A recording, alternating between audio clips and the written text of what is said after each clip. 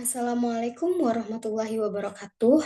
Perkenalkan, nama saya Rahma Fadilah dengan NIM 24233020 dari program studi D3 Manajemen Pajak. Di sini saya akan mempresentasikan materi mengenai penilaian obligasi dan juga saham. Yang pertama yaitu konsep-konsep penilaian. Penilaian adalah proses menentukan nilai ekonomi suatu aset, instrumen keuangan, proyek, atau perusahaan.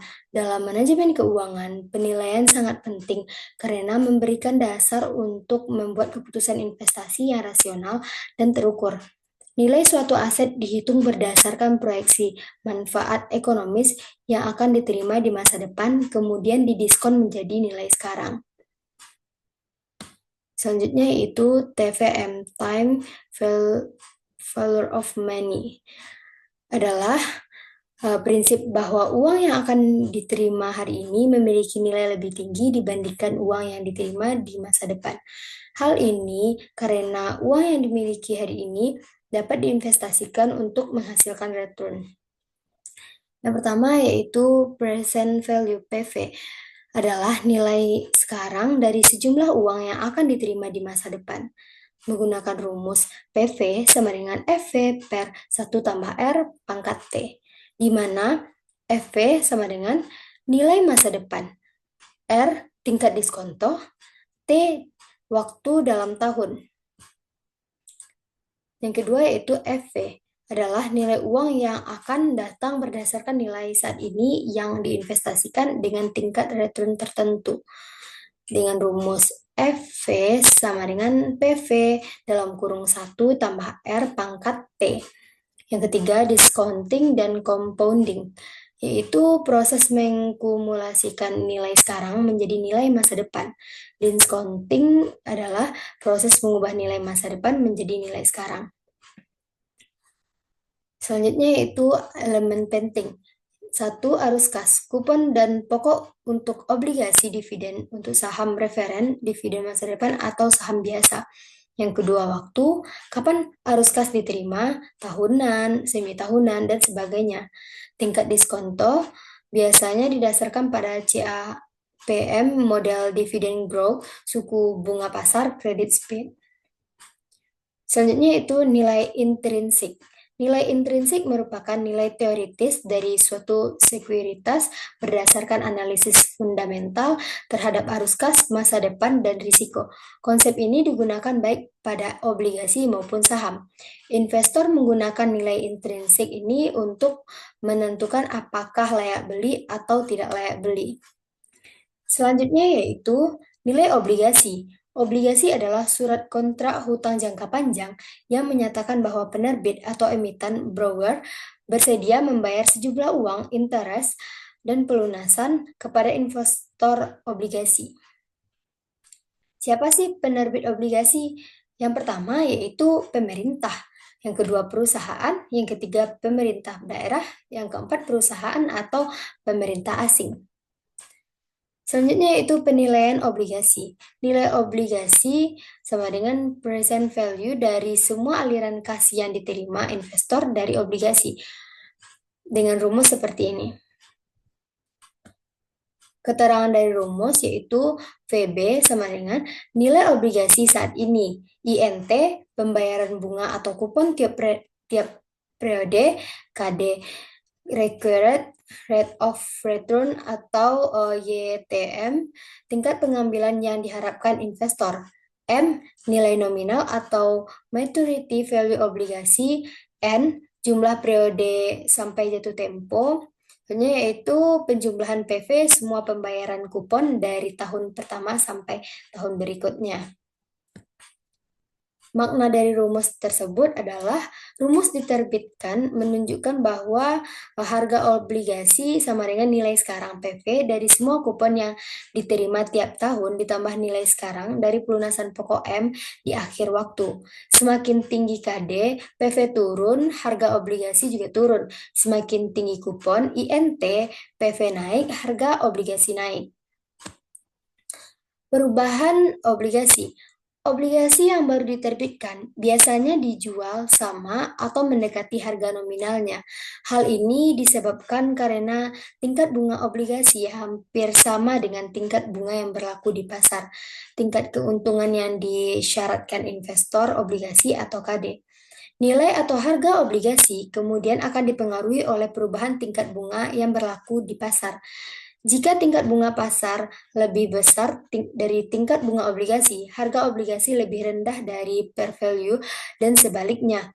Tingkat keuntungan ini akan dipengaruhi oleh risiko obligasi. Selanjutnya yaitu penilaian saham preferen. Saham preferen adalah surat berharga sebagai bukti kepemilikan atas suatu bentuk perusahaan dengan hak yang lebih tinggi atas aset dan laba perusahaan dibandingkan pemegang saham biasa. Pemegang saham preferen memiliki hak untuk menerima dividen secara tetap dari perusahaan. Didahulukan pembayaran dividennya dibandingkan dividen yang dibayarkan kepada pemegang saham biasa. Karakteristik saham preferen. Yang pertama itu pembayaran dividen dalam jumlah tetap. Yang kedua, saham preferen tidak memiliki tanggal jatuh tempo yang ditetapkan. Yang ketiga, dapat dikonversikan menjadi saham biasa. Yang keempat, bila pada tahun tertentu dividen saham preferen tidak berbayar, ia dikumulasikan pada pembayaran dividen tahun-tahun mendatang. Rumusnya itu PV D per K. Keterangannya itu PV nilai saham preferen, D dividen tahunan per lembar saham preferen, K tingkat return atau pengembalian yang disyaratkan pada saham preferen. Selanjutnya itu faktor-faktor penentu harga saham preferen. Pertama itu dividen, yang kedua tingkat suku bunga pasar. Jika suku bunga naik, maka harga saham preferen turun. Jika suku bunga turun, harga saham preferen naik. Risiko perusahaan yang kurang sehat memiliki saham preferen dengan harga lebih rendah.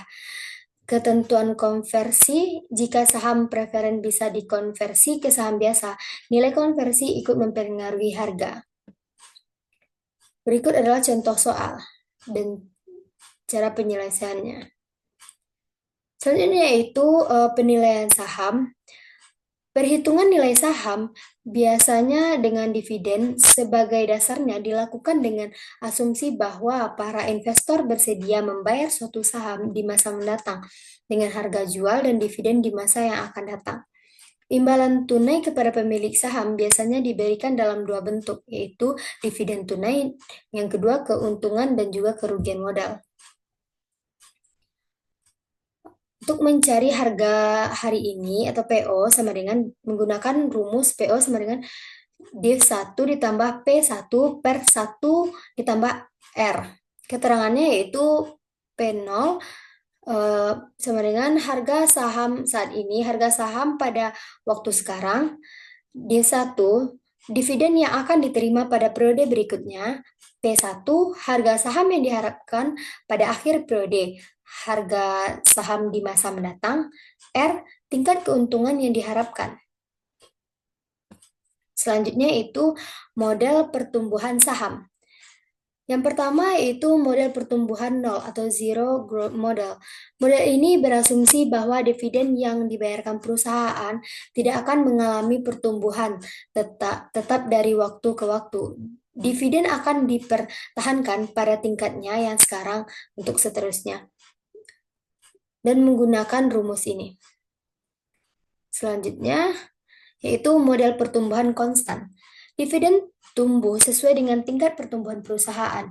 Model ini mengasumsikan bahwa dividen tumbuh pada suatu tingkat tertentu yang konstan selama waktu tak terbatas. Model ini cocok untuk perusahaan matur dalam tahap dewasa dengan pertumbuhan yang stabil. Berikut adalah rumusnya dengan keterangan DO sama dengan dividen per lembar sebelum tumbuh, G tingkat pertumbuhan dividen, K tingkat pengembalian yang disyaratkan.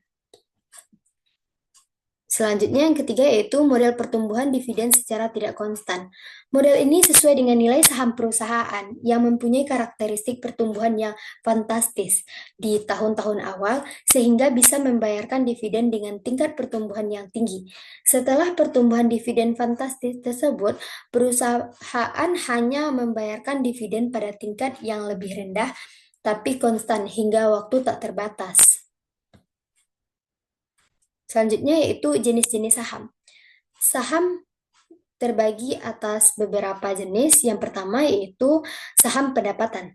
Saham-saham ini membayar dividen luar biasa besarnya yang dapat digunakan sebagai sarana menghasilkan pendapatan tanpa menjual sahamnya. Yang kedua yaitu saham blue chip. Saham perusahaan yang solid dan terpercaya dengan sejarah yang panjang pertumbuhan dan stabilitas yang konstan dianggap sebagai saham unggulan. Yang ketiga, saham pertumbuhan. Saham-saham yang diterbitkan oleh perusahaan rintisan yang mengalami tingkat pertumbuhan lebih cepat daripada industri pada umumnya. Yang keempat, saham kilikal. Perusahaan yang menerbitkan saham ini mudah terpengaruhi oleh tren ekonomi secara umum. Yang kelima, saham defensif. Sebagai kebalikan dari saham siklikal tadi, saham-saham ini mempertahankan nilainya selama periode selesai. Faktor yang mempengaruhi harga pasar. Yang pertama yaitu penawaran dan permintaan, yang kedua kinerja perusahaan, yang ketiga kondisi industri, yang keempat indikator ekonomi makro, yang kelima domestik. Selanjutnya yaitu keputusan investasi pada sekuritas, obligasi, dan saham. Keputusan investasi dilakukan setelah penilaian selesai. Dasar umum adalah membandingkan nilai wajar dengan harga pasar. Nilai wajar lebih besar dari harga pasar, berarti itu beli. Nilai wajar lebih kecil dari harga pasar, berarti itu jual. Nilai wajar sama dengan harga pasar, itu tahan. Keputusan tidak hanya tergantung pada evaluasi angka, tetapi juga mempertimbangkan yang pertama, kondisi makro seperti inflasi, suku bunga, nilai tukar. Yang kedua, prospek industri dan kinerja perusahaan. Yang ketiga, risiko likuiditas dan fluktuasi pasar. Yang keempat, profil risiko investor. Yang kelima, diversifikasi dalam portofolio. Cukup sekian presentasi saya. Saya ucapkan terima kasih. Assalamualaikum warahmatullahi wabarakatuh.